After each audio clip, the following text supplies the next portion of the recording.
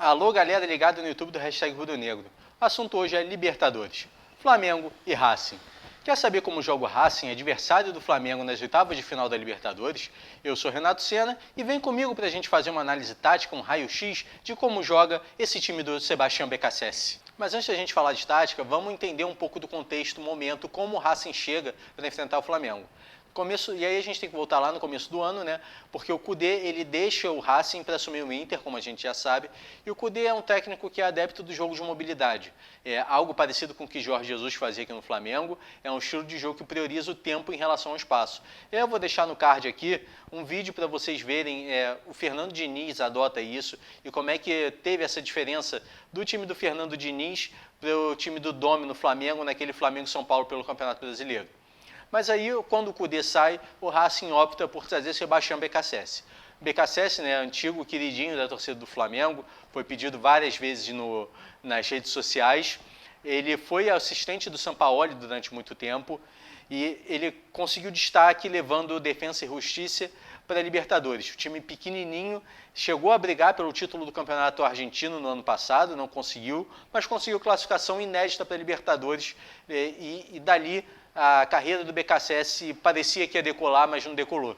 E logo depois ele assume o Independiente, o maior rival do Racing, e não consegue uma boa campanha. Ele foi demitido com pouco tempo, se não me engano, 16, 18 jogos, alguma coisa assim.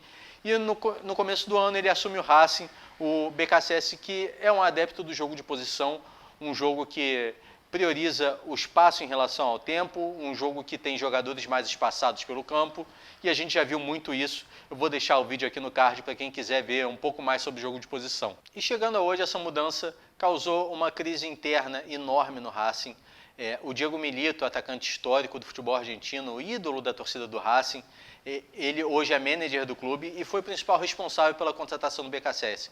Foi ele que bancou o BKSS, mesmo com a passagem pelo rival, mesmo com a campanha ruim no Independiente. E aí hoje ele acha que ele está sendo sabotado dentro do clube por alguns dirigentes, ele acha que ele não tem respaldo do presidente Vitor Blanco e está ameaçando deixar o clube. O presidente, inclusive, falou: se o problema foi eu renuncio. O Milito já não participou, não viajou com o elenco na última partida contra o Atlético de Tucumã. Essa crise interna ela é motivada pelo momento dentro de campo do Racing. O Racing, apesar de ter tido uma boa primeira fase da Libertadores, passou com 15 pontos, mesma pontuação do líder do grupo nacional, só ficou em segundo pelo saldo de gols. E aí, se a gente for pensar, né, a pontuação do Racing é a mesma do Flamengo. Mas o futebol apresentado dentro de campo não tem agradado. E aí a gente volta, né, numa questão que a gente viu no Flamengo. O Racing, que com o Kudê apresentou um excelente futebol, o Kudê fez o time voltar a ser campeão depois de tanto tempo sem um título. E aí o BKSS ele chega para substituir o Kudê, muda o estilo de jogo e o time do Racing ainda não engrenou. Na Copa da Liga Argentina, por exemplo, o Racing perdeu os 4 jogos que disputou até agora, levou uma goleada para o Atlético de Tucumã. Então, o time do Racing ele vem sofrendo com algumas coisas. Ele, por exemplo, defensivamente levou o gol no começo dos últimos 3 jogos que participou. Então, tem todos esses problemas que estão deixando o BKSS ameaçado. Talvez o BKSS, se perder para o Flamengo, a chance dele ser demitido é muito alta. Ele tem um cargo ameaçado. E o Racing, para completar tudo, ainda chega com um surto de lesões incrível no elenco. O momento do Racing é muito parecido com o momento do Flamengo, para a gente falar a verdade.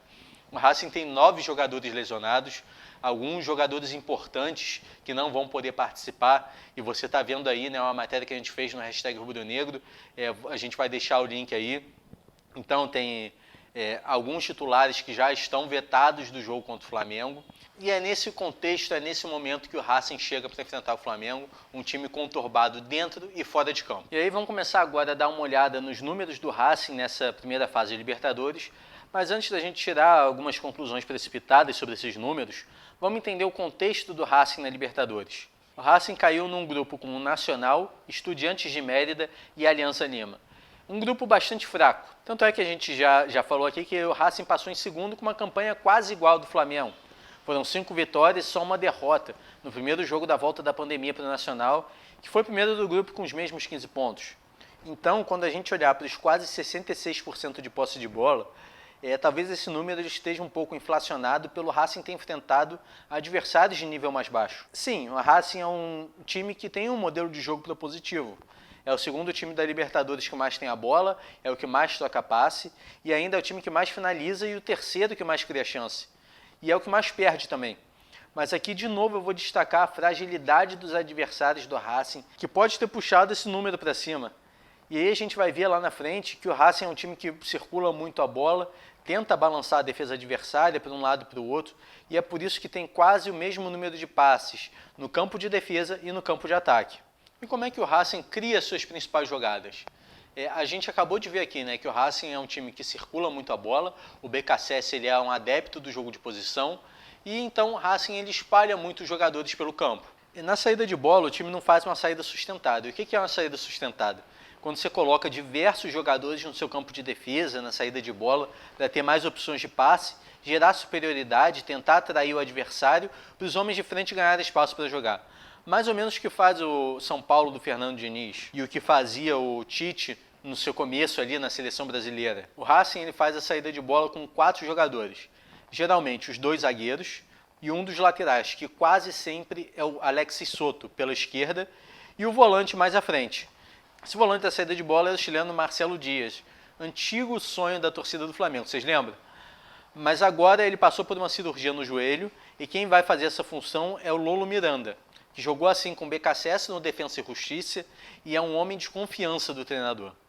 O fato de circular muito a bola ali atrás e de sair só com esses 4 homens faz com que o Racing tenha 3 jogadores entre os 10 maiores passadores da Libertadores, que são justamente os 2 zagueiros, o Nery Domingues e o Cigari, e o Miranda, o volante que faz essa saída de bola. Outra característica muito forte do time é a qualidade dos zagueiros em jogar com a bola, especialmente do Nery Domingues, que até ano passado era volante. E ainda com o Kudê, ele foi recuado para a zaga justamente para dar um passe qualificado na saída. E ele, além de ter um bom passe, também tem uma boa noção de espaço e progride quando não tem pressão. A qualidade dos zagueiros faz com que o Racing seja o time que mais acerta bolas longas na Libertadores. Mas não é chutão. Geralmente são diagonais longas, ou seja, os zagueiros buscando o ponta do lado oposto. E tanto é que o Nery e o Cigari estão no top 5 de bolas longas na competição. Isso acontece porque o time do Racing joga com os pontas buscando amplitude o tempo inteiro. Geralmente o BKSS começa com Montoya e Fertoli abertos e eles são os famosos pontas pé na linha, ou seja, eles ficam quase colados ali na linha lateral alargando o campo. Isso é para tentar causar uma dúvida no time adversário. Ou o adversário ele fecha o meio e deixa as pontas livres, e aí a importância da bola longa dos zagueiros, achando esses pontas livres em posições mais adiantadas no campo, ou então os adversários eles espalham mais a marcação pelo campo e abrem espaço no meio, que é ali onde jogam os paraguaios Melgarejo e Rojas. Lá na frente o Reniero, e quando o Lisandro Lopes entra ele também faz essa função, é um centroavante que baixa muito para jogar no entrelinhas e fazer o pivô. E nessa movimentação, geralmente, ele vai abrir um espaço para o Melgarejo se postar na última linha e dar profundidade para o time. E como é que o Racing entra no último terço? Geralmente pelos lados do campo. Apesar de buscar o jogo interior sempre que possível, o Racing ele chega muito pelas laterais. A prova disso é que é o time que mais faz cruzamento na Libertadores. E tem uma curiosidade, geralmente o time faz cruzamento antecipado. O time não vai lá na linha de fundo para cruzar essa bola na área, já cruza ali da intermediária.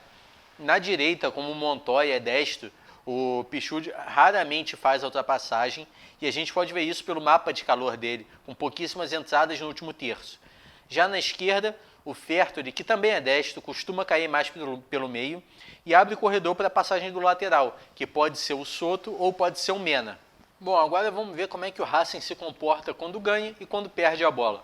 Vamos começar pela transição defensiva, que é quando o time recupera a posse da bola. Por ser um time que gosta de propor o jogo, a reação do Racing após a perda é bem simples. Tenta recuperar a bola o mais rápido possível. Por isso, o time do BKSS tem uma pressão pós-perda bem agressiva. O jogador mais próximo do centro do jogo pressiona o portador da bola, já tentando o bote. Os jogadores ao redor do centro do jogo eles ficam na cobertura para atacar a bola de novo, caso esse primeiro defensor seja driblado. O domínio da posse de bola do Racing, na maioria dos jogos, passa muito por essa pressão que o time faz assim que perde a bola. E na maioria das vezes o time consegue recuperar a bola poucos segundos depois de perder. Mas, por outro lado, e para a esperança dos torcedores do Flamengo, essa pressão pós-perda tem sido um dos principais motivos de crítica nessa série de 4 derrotas seguidas. Muitos jornalistas e analistas na Argentina, eles apontam que a defesa, que joga muito em linha alta, tem ficado desprotegida com a pressão menos agressiva do Racing. E um exemplo disso é o gol do Unión há 2 semanas. Falando em perda de bola, um outro ponto que pode animar os flamenguistas são as paçocadas na saída de bola. Racing tem errado muito passe ali atrás e já entregou alguns gols esse ano com umas saídas esdrúxulas. E quando recupera a bola, o Racing muito raramente tenta um contra-ataque em velocidade. Em vez de pegar o adversário desprevenido, em vez de sair em velocidade, o time do Racing ele prefere se estruturar ofensivamente e entrar em ataque posicional para voltar a atacar já com jogadores espalhados, com jogadores bem estruturados. Então, o Racing ele não é um time que faz uma transição ofensiva rápida. Ele faz essa transição um pouco mais lenta para dar tempo do time se reorganizar e atacar ao seu estilo. E eu queria perguntar para vocês, pedir para vocês deixarem nos comentários aí o que mais preocupa em vocês em relação ao que a gente já viu sobre o time do Racing, o que deixa vocês mais preocupados nesse confronto com o Flamengo. Queria pedir também para vocês se inscreverem no canal, deixarem um like e ativarem o sininho, que aí toda vez que tiver uma análise como essa, vocês não vão perder, vocês vão receber aí em primeira mão a notificação no celular de vocês. Agora chegou o momento da gente falar da organização defensiva. A gente já viu aqui, né, que o Racing, quando perde a bola, é um time que tenta recuperar a bola com muita intensidade e mesmo fora de transição, né, mesmo quando já está organizado defensivamente, é assim. É um time muito agressivo na marcação. O Racing faz uma pressão muito forte sobre o portador da bola e é algo um pouco parecido com o que a gente viu o River fazer na final da Libertadores no ano passado. E é por isso mesmo que o Racing passa a maior parte do tempo com a bola e que os argentinos são a 4ª equipe que mais faz desarmes na Libertadores. Aqui nesse lance contra o Nacional, por exemplo, olha como o Racing consegue uma superioridade no setor da bola, pressiona com 2 homens e quando o adversário consegue escapar dessa primeira pressão, já chega outro jogador para dar o combate. O time costuma marcar em bloco alto, pressionando seus adversários lá na frente. A marcação na saída de bola em 4-3-3 tem como foco fechar bem o meio de campo. Tanto é que a gente vê nesse exemplo os 2 meias saltando para pressionar alto e os pontas um pouco mais por dentro, mas também preparados para dar o bote quando essa bola entrar no corredor.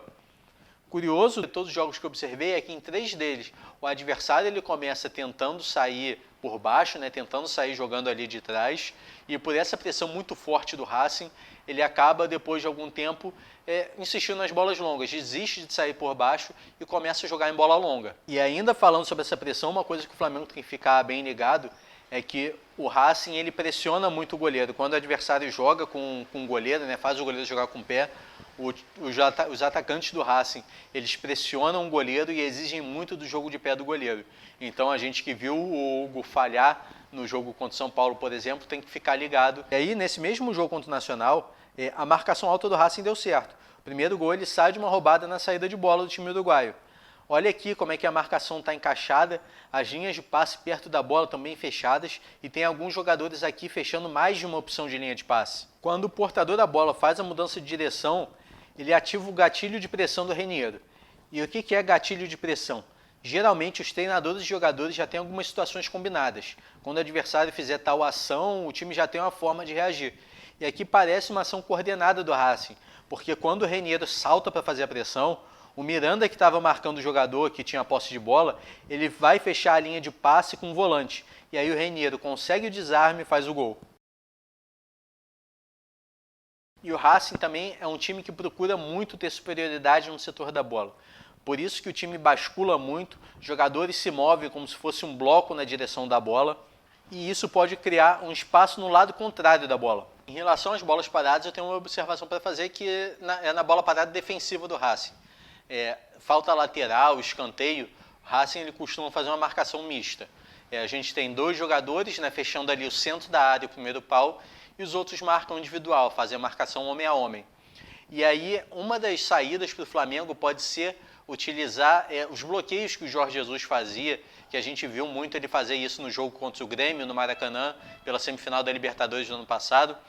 Bloqueios para abrir espaço, né, já que grande parte da marcação homem a homem que os jogadores vão seguir todo mundo que está ali dentro da área o tempo inteiro. Se você conseguir fazer movimentos de bloqueio, você consegue liberar alguns espaços dentro do campo, e aí a partir dali o Flamengo pode conseguir, numa bola parada, decidir o confronto contra o Racing. E aí queria pedir para vocês deixarem nos comentários se tem alguma outra coisa do time do Racing que vocês queiram saber, o que vocês acharam dessa análise aqui, e pedir a inscrição de vocês no canal, ativem o sininho toda vez que sair um vídeo novo, uma análise nova, uma informação nova. Vocês vão receber aí em primeira mão a notificação no seu celular, não vão perder nada do canal, e convidar vocês a assistir os outros vídeos que estão aparecendo aqui.